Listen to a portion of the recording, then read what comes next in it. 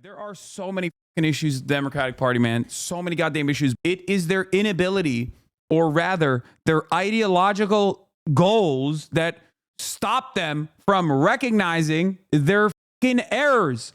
You go on any of the major news networks right now, you are going to hear the most insane shit from people like Cuck Todd, okay? And they're blue pilling your grandmothers and your mom and your dad by telling them this insane narrative that like Kamala Harris actually lost because she wasn't sufficiently pro-Israel. That's a take I heard. To me, that take is QAnon, okay? There is no difference in the lack of mental fortitude, the utter insanity than just being a straight up QAnon supporter who's like, Donald Trump is fighting the deep state files, brother. Let me tell you, that's why I voted for him. It is that same level of delulu. You are the most delusional person on the fucking planet. I'm going to run this back. I need you to hear how insane this is. And I think there was this very powerful ad, the Republican Jewish Coalition, that was all over the airwaves. Yeah. A bunch of women sitting around, Jewish women, just saying, I can't stand him, but I felt like we were supporting Israel and we were stronger and we were tougher. And I think that resonates with people. And then to your point, the ad that came out that was beating Kamala up around fear about Israel not being protected. There was never a response from the campaign on that, which I thought was a big mistake. Amanda Berman from Zioness had to raise money running her own ad. Yeah, dude, shut the f*** up. You're such a bought and sold charlatan, Van Jones. Suck my f***ing dick. Whatever her name is from Zioness. You went to that special interest group's f***ing party because you want to do this. This is why he's doing this, okay? His entire f***ing goal on this panel is to just like try and spear dick this obviously fucking completely ridiculous narrative to be like, actually Kamala Harris wasn't sufficiently pro-Israel. It's so really damaging for the campaign. And then the absolute fucking idiots that watch this shit that work at the top of the Democratic Party are like, I guess that's true. Like, who are you fooling, dude? What are you doing? This is, for the record, part of the reason why people don't want to watch the news anymore. They don't want to watch your shit because when you are sitting and watching a CNN panel, and I love CNN. I watch CNN all the goddamn time. Okay, you know this. I have friends that work at CNN. I think CNN is fine overall. But like when I hear this shit, I'm like, come on. Who is this for, brother? What are you saying? Kamala Harris wasn't sufficiently pro-Israel? What are you saying? Oh, I'm sorry. She didn't say am Israel high at the DNC platform. I guess that's why she wasn't sufficiently pro-Israel. Like who? Who is this for, brother? Who is this for? I know who is for. I know what you're doing. Let me tell you who this is not for. American Jews who voted overwhelmingly for the Democratic Party. 80%. Because guess what? Turns out the Haaretz poll, or I think it was the Times of Israel poll that came out a couple months prior, was correct. Israel is not their top priority, okay? You know why? Because they're American Jews. They're not Jews in Israel. They are Jews in America. They're American citizens. I hate this fucking woke dual loyalty narrative coming from these fucking dumb fucks. They don't live there. If they cared about Israel that much, they'd be living in fucking Israel, okay? Every single fucking poll kept saying, hey, if you tackle this Israel shit, you are going to get rewarded. 200,000 Muslims, Arabs in Dearborn in Michigan, largest representation. What happened? What happened in Michigan? I thought you were going to win Michigan with the suburbs. What the happened? You lost Michigan because you lost the fucking Arab and Muslim vote, but it's not just the Arabs and the Muslims. You lost a shit ton of people who cared about this, who just didn't go out and vote. They just didn't vote because they were like, why the would I do this? They're not responsive to anything. They let Trump claim that he was anti-war. Like I cannot begin to tell you how psychotic that is.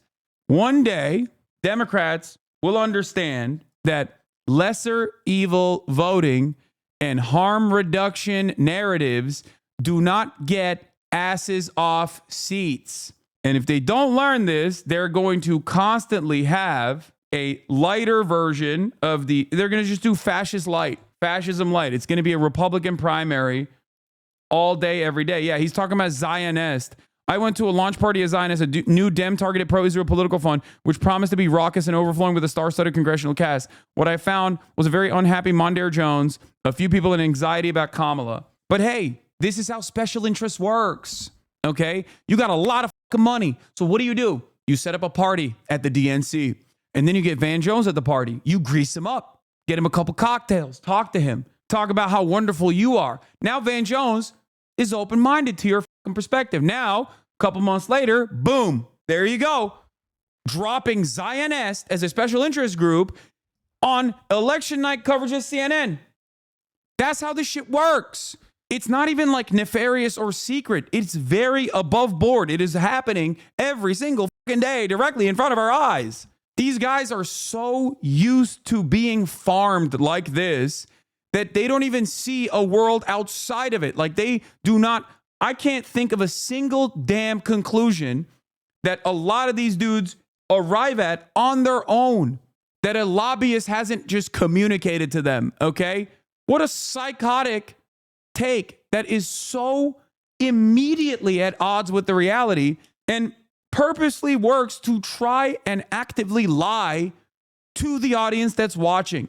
That, to me, is QAnon shit. No different than QAnon shit. Had trying to fight back alone, that didn't work. So, but listen, you tied her to the economy, you tied her to Biden, you tied her to weird, and it was not a good. I agree with everything you're saying. I just didn't want to engage in the autopsy before before we've called the race and before she dropped out. But you know, one thing on that, the answer on I can't think of anything offhand about where she would differ with Biden was disastrous, and there's no doubt about it. The question is what motivated it, and whether she just felt she did not want to. Loyalty. Yes, loyalty. And so she should have just said, "Look, I'm grateful to him. I'm proud of many of the things we did together, and I'm not going to critique him. I'm talking about the future." Would have been. Dude, what are you saying, man? Oh my God, the fucking autopsy, dude. It is so unimaginably wrong. It's so bad. These guys literally are actively pushing the wrong thing. And they're priming the base. They're tuning the base that watches these television networks into believing a false reality. It's very frustrating to see this. Like, I'm telling you right now, like, they're so in a bubble. Like, it's so crazy. And I say this as a guy who spends 10 hours a day online.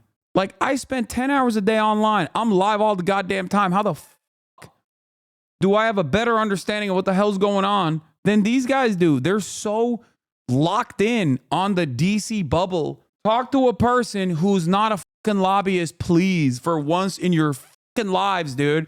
They all go to the same parties. They all talk to the same fucking people.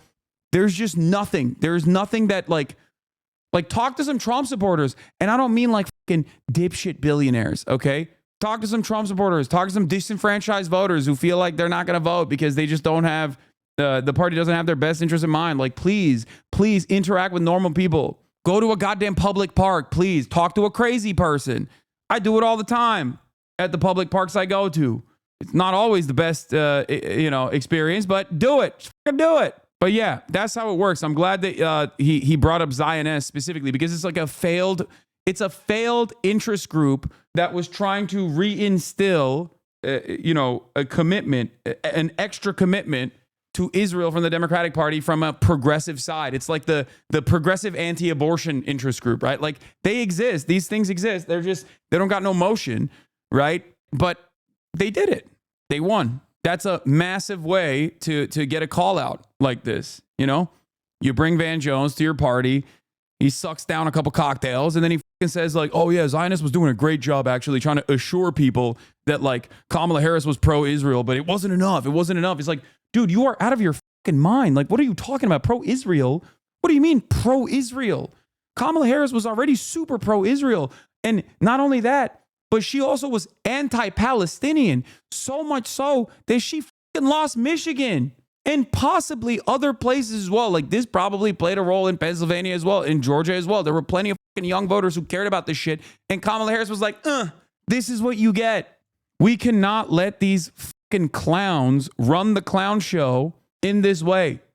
Another House Dem. Our party must learn from our tiny insular bubble. AOC's toxic Democratic brand and swing voters. Her primetime DNC speaking slot played directly into the narratives that lost this election. Like, what are you saying? What did the Democrats do that was like even remotely pro AOC? If anything, they're constantly fucking using AOC to try to whip up the progressive base of support, which she does to much success, really, which then pisses off the leftists because they're like, why are you fucking riding so hard with this like bloodthirsty administration? They just use her like a rag. Like they literally will like roll her out every now and then to be like, come on, get some fucking progressive voters in. Come on.